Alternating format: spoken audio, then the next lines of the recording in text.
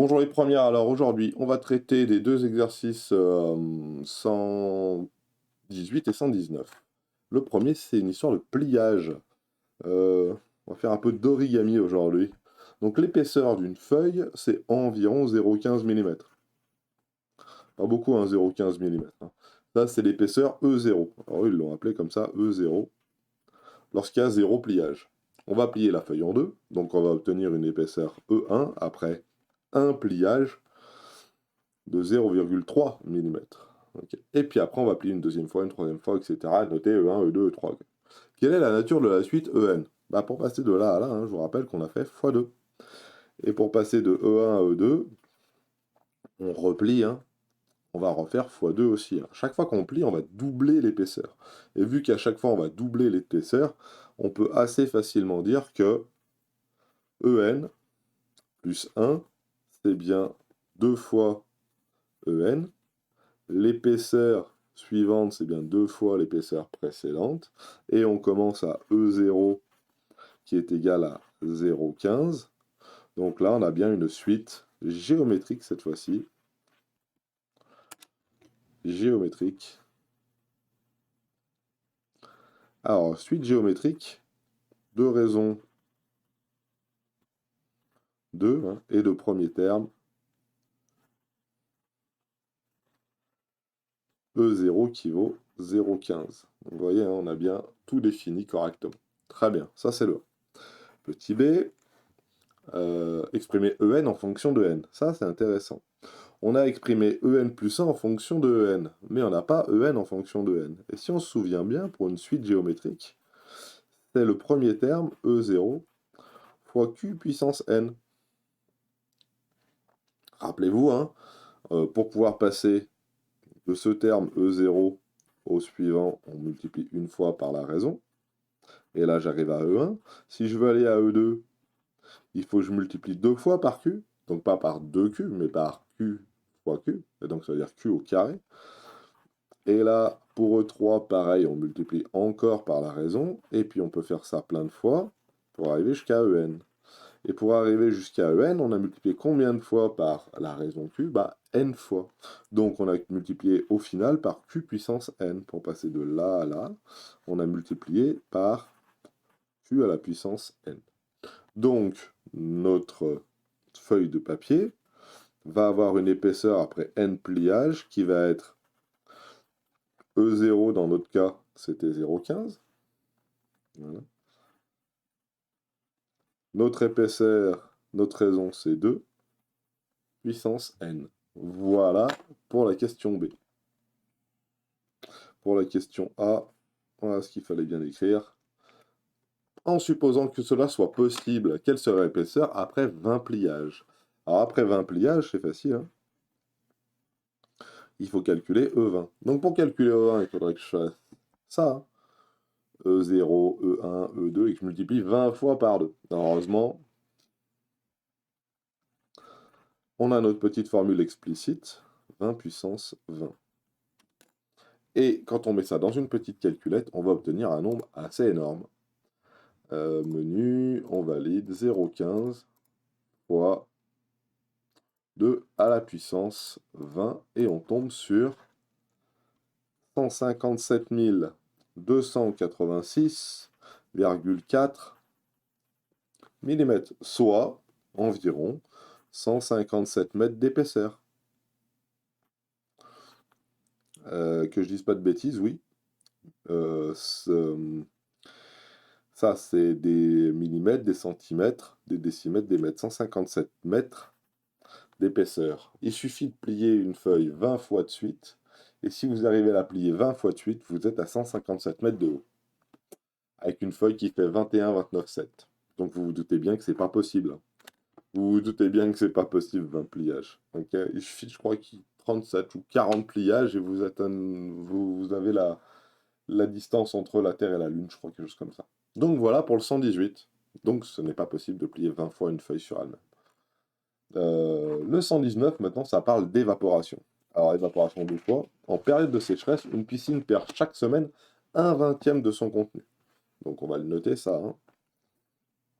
119 Donc chaque semaine, 1/20. 1/20, hein, c'est 0,05. 1 divisé par 20, ça fait 0,05. Et l'idée est et elle perd tout ça. Donc elle perd en fait, elle fait moins 5%. Allez, admettons. On suppose que la sécheresse dure 8 semaines et qu'au départ, elle contient 60 mètres cubes d'eau. Donc V0, c'est 60, ici, 60 mètres cubes. Donc on va l'appeler comme ça, V0, 60 mètres cubes. Donc V1, qu'est-ce que c'est? C'est 60 mètres cubes moins 1/20 de 60. Voilà. Et ça fait quoi? Je vais factoriser par 60. 60, facteur de 1 moins 1/20, ce qui fait 60 multiplié par 19/20. Voilà. Et 60 multiplié par 19/20, alors regardez bien, 19/20, ça va faire 0,95. On retrouve notre fameux coefficient multiplicateur d'une baisse de 5%, hein, une baisse de 5%. Il faut faire 1 plus ça moins fois 100 et ça nous fait 0,95. Hein. Donc, non, qu'est-ce que je dis? Il faut faire ça divisé par 100 plus 1 et ça nous fait 19/20. Et donc, ça fait 60 fois 0,95. Allez, on va voir combien ça fait fois 60. Comme ça sera fait. Ça fait 57 litres. 57 mètres cubes, excusez-moi. 57 mètres cubes. Donc, vous voyez comment on le fait. Et à chaque fois, on va multiplier par quoi, donc? Par 0,95. Pour V2, hein, ça va être le même principe. V2, c'est bien soit 57 moins 1/20 de 57. Voilà, donc automatiquement, on peut écrire que c'est 57 fois 19/20 ou fois 0,95. Voilà. Donc là, j'ai pour l'instant absolument pas noté ce qu'était la suite. Ah bah si, V1, V2. Voilà, et bah, impeccable, fois 0,95. Donc dans la première question, il nous demande de calculer V1 et V2. Et ça nous donne donc 57 et 54,15 mètres cubes.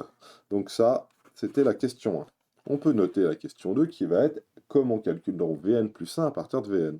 Ben, c'est facile, à chaque fois on multiplie par 0,95. Donc Vn plus 1, c'est égal à 0,95 fois Vn. Voilà. Quelle est la nature? Et V0 qui vaut 60.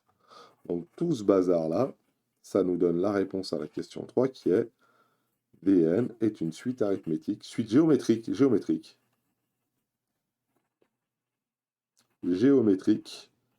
Alors, la raison de cette suite géométrique, la raison, elle fait 0,95. Généralement, on l'appelle Q. Et le premier terme, V0 vaut 60. Vous voyez, j'ai répété ce qu'on avait dit à la question précédente. Hein. C'est tout bon. Quelle est la nature de la suite? C'est fait, donc ça c'était le C. Alors moi j'ai mis AB 1, 2, 3 et eux ils ont mis ABC. Donc c'est pas grave. Quel est le volume d'eau dans la piscine à la fin de la 8e semaine? Donc il faut calculer V8. Alors pour calculer V8, il faudrait que je calcule V7. C'est V7 fois 0,95. Mais je vais être un peu plus malin. Je me rappelle de la définition explicite, le terme général, donc d'une suite géométrique. Je sais que pour aller de V0 à Vn, il faut que je multiplie par la raison n fois. Donc que je multiplie par q puissance n. Dans notre cas à nous, V0 ça vaut 60, et la raison ça fait 0,95, et dans notre cas à nous, ici, c'est n. Pas 6, mais n.